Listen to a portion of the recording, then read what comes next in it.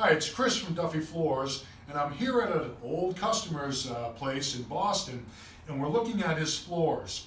His floors was done with an aniline dye and then a very dark stain on top of that with satin polyurethane on it.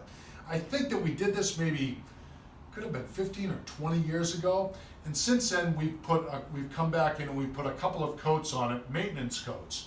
Now we have an issue that's coming up, and as you can see here, we seem to have some air bubbling underneath the finish, and it's really prevalent in some of the cracks here. It's not all over.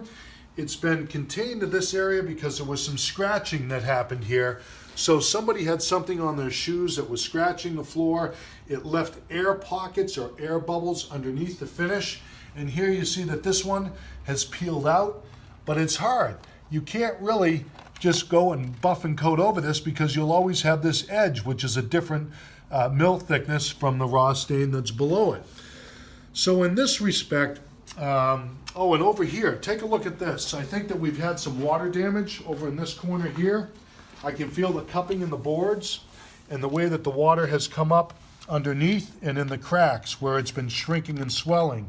So this is, when you have water damage and you've got a lot of coats on the floor, this is pretty normal of what happens. And so the floor seems not too badly cupped, but still it's created these air pockets underneath here. So I think, unfortunately, we can't just come in here and just do a quick touch-up when you have air pockets underneath, because I could coat over them and they'll still be there. I could chip them out and you'll see the ridge and the white line around them.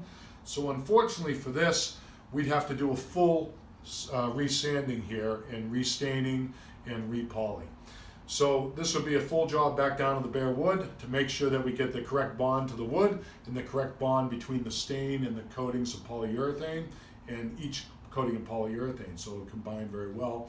And then I hope he'll get another 15 or 20 years out of it before something else happens.